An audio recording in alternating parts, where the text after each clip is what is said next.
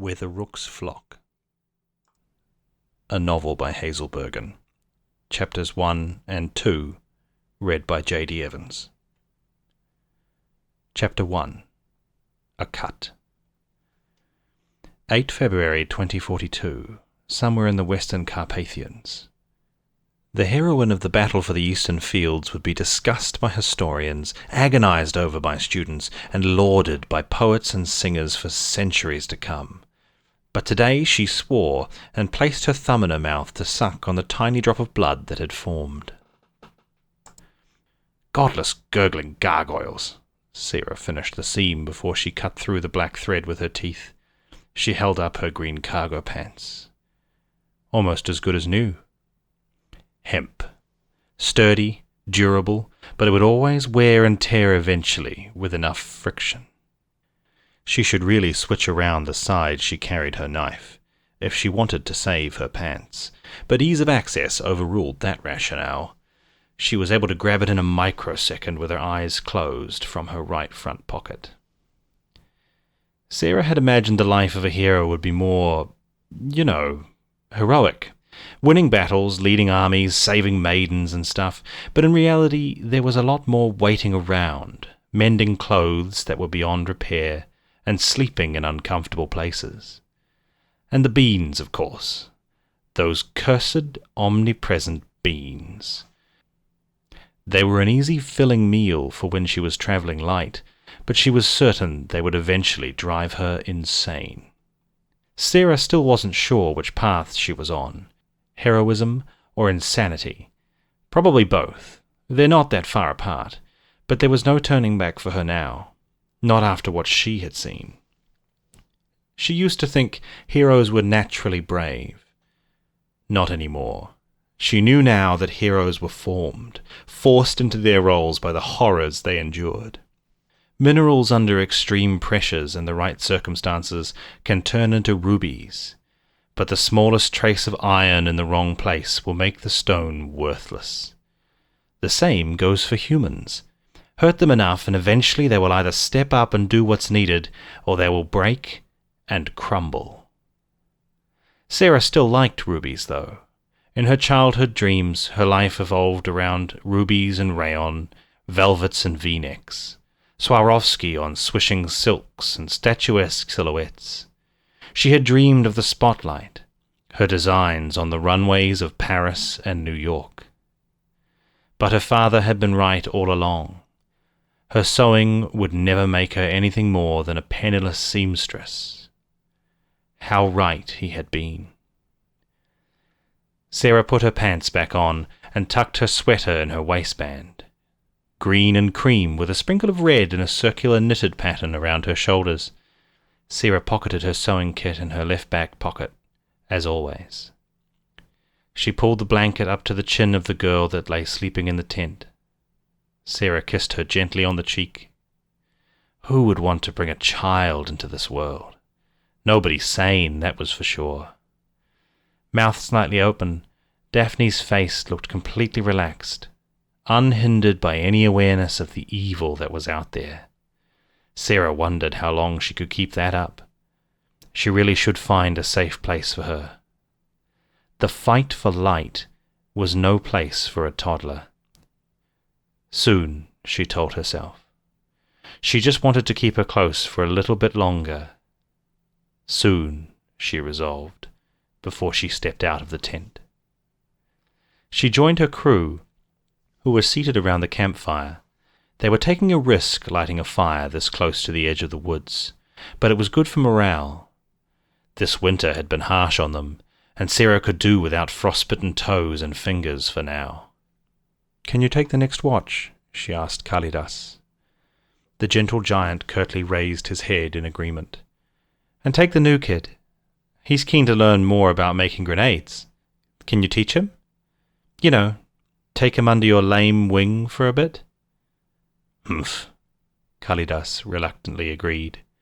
He hated it when she acted as if he was a pleasant human underneath his hard exterior, but she knew he didn't mind that Sarah made light of his handicap.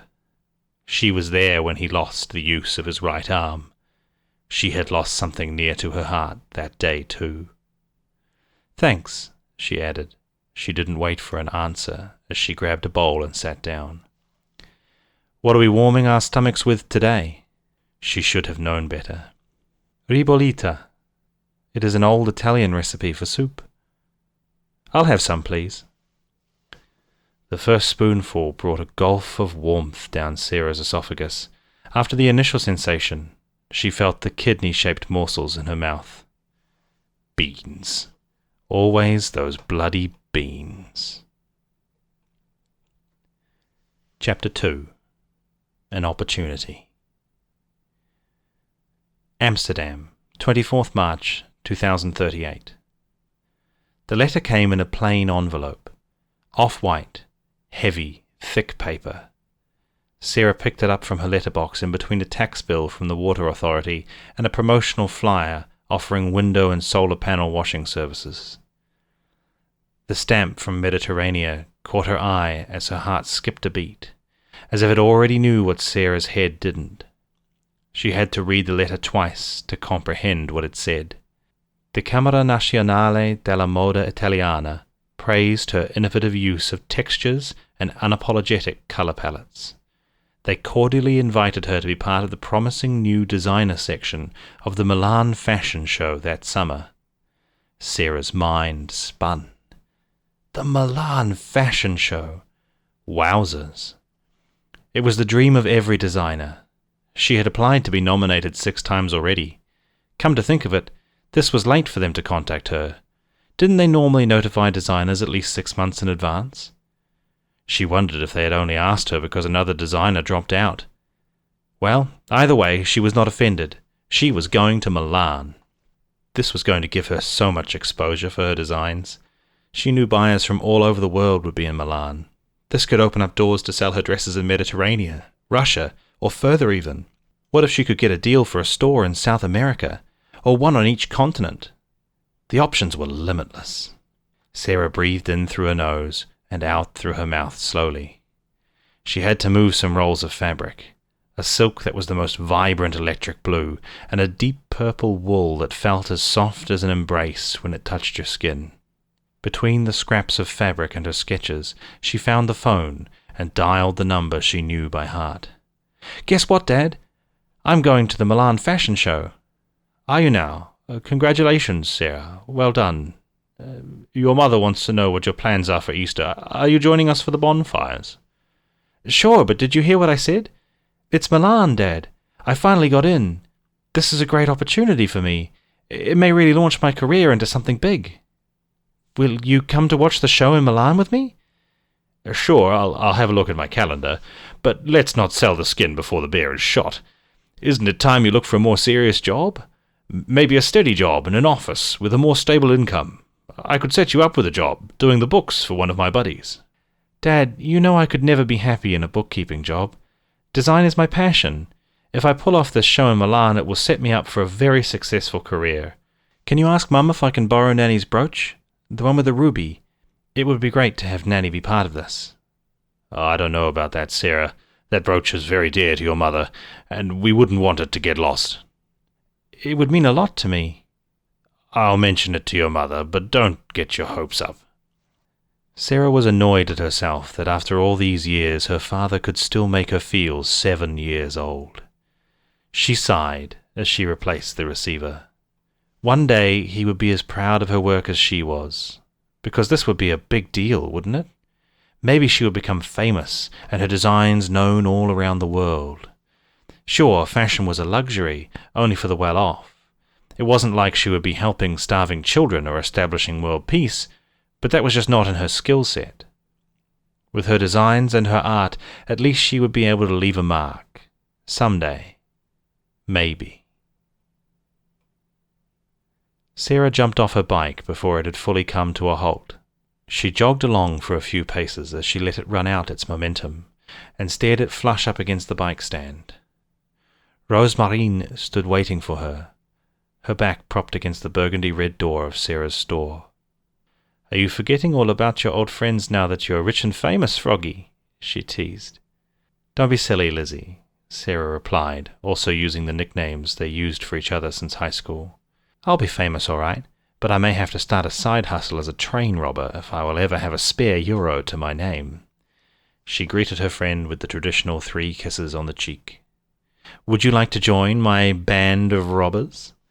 "Of course, but only if you'll design our outfits. I don't think balaclavas suit my cheekbones." "High maintenance as always. Come in, Lizzie," Sarah added as she unlocked the door and held it open for her friend. Rosemarine knew to walk straight through the storefront and around the counter to the larger studio come storeroom come living space that lay behind. As Sarah locked the door again, her fingertips felt the smoothness of the paint that had the slightest bounce to it from the many layers that had been added over the decades. She should really sand it all back one day and change the color again. A sharp mustard would look nice, or maybe she would sand it all the way back to show the warm oak underneath. But that would all have to wait. Nothing was important for now, but the ensemble she had to put together for Milan, and she had to make sure they were the best she had ever made. "Okay, Froggy, tell me what you've got planned for the fashion show," Rosemarine demanded as she moved a box loaded with thread-filled spools in various shades of pink. "Here's the challenge, Lizzie," Sarah laid it all out. "I'm allowed to show 10 designs. They're supposed to have a central theme. I initially wanted to go for flowers. Very colourful. That normally goes down well with the public. But I've decided it has to be more meaningful than that. Have a look at this." Sarah held up a piece of clothing. They were pants from a brown corduroy with suspenders and a hood attached to them. The fabric was covered with individual green strings of brushed cotton. "They're worn over this." With her other hand, Sarah held up an oversized, beige-knitted woolen cable sweater. The design refers to a sheep grazing in a field, but in reality it symbolizes our paradoxical coexistence as humans with the symbiosis between herbivores and their surrounding fauna. You see what I mean? Sarah draped the sweater across her torso and held the pants in front of her legs while simultaneously attempting to pull the hood over her head. Rosemarine looked at her friend and realized how much she loved her crazily creative mind and endless enthusiasm. The wide eyes and expecting nod from Sarah looked hopeful. "That looks really cozy, if not a tad impractical, Froggy. I like it, but I'm not sure everyone will instantly get the meaning without your explanation. Do you have anything maybe less fashion-forward?" "Fashion-forward, Lizzie? You can be honest if you think it is crazy." "It is really you, and we want to showcase the best of you to Milan, but we don't want to frighten them off." "You're right. It is completely bonkers." "That's why I love it. And if they don't understand it, that's their loss. I will put this in the Milan pile." Rosemarine smiled as Sarah carefully placed the sheep and grass metaphor outfit on the large wooden table in the middle of the studio. "Wait until you see the next one. You'll hate it," Sarah said with a very pleased smile as she skipped her way over to a mannequin in the corner of the studio that was wearing a jumpsuit with abstract imagery painted all over in yellow and black. The slim-fitting waist and tightly buttoned front formed a stark contrast with the wide pants. Several flowing stretches of silk were attached to the shoulders and across the back, forming the impression of a cape that was bellowing in the wind. "I call it the not-so-humble bumble, for obvious reasons," she added with a wink. "That's nice, Froggy," Rosemarine responded. Sarah raised an eyebrow. "Nice? Not silly? Whimsical? Wasteful? Just nice?" "Well, the silk is a bit redundant now that you ask, but I quite appreciate the whimsicalness. We could all do with a bit of lightness in our lives nowadays, couldn't we?" Her eyes seemed to focus on something in the far distance, but there was nothing of note to see that Sarah could spot through the window. While Sarah showed and explained the meaning of 6 more outfits, Rosemarine made the tea in the little kitchenette against the back wall of the studio. Sarah knew fashion was not really her friend's forte, but Rosemarine would always humour her as Sarah explained her pieces. The questions Rosemarine asked helped Sarah to crystallize what she really intended with her pieces. But Rosemarine was more than a sounding board. She was Sarah's most loyal cheerleader, without being overly positive. And most of all, she was a friend, one of the very few people to whom Sarah had nothing to prove. Today Rosemarine was distracted. She didn't ask her usual teasing questions. "What's on your mind, Lizzie?" "It's nothing, Froggy. But there's this thing Zeneb said. You remember how heated the discussion got at our place over the dinner the other day?" Sarah remembered. Rosemarine and her girlfriend Zeneb had invited a handful of friends over, as they would often do. But the night had turned sour when the discussion had moved to politics. "Oh, gods, yeah. I was so embarrassed. I'm sorry I brought that dud, Alex. That was one first date that didn't need a sequel." "Don't worry about it, Froggy. Aren't all your dates stand-alones without sequels?" Anyway, Zeneb is still very worked up about it all. She says we should do more to stand up for what we believe in. Well, what she believes in. Zeneb says that we need to do the right thing. That it doesn't matter what other people think of us if we know we are doing the right thing. "And what's that?" "Honestly, I wish I could tell you, Froggy," Rosemarine sighed. There were the staring eyes again. "You don't always have to do what Zeneb wants, Liz. I admire that she tries to make a difference with what she does, but you can make up your own mind.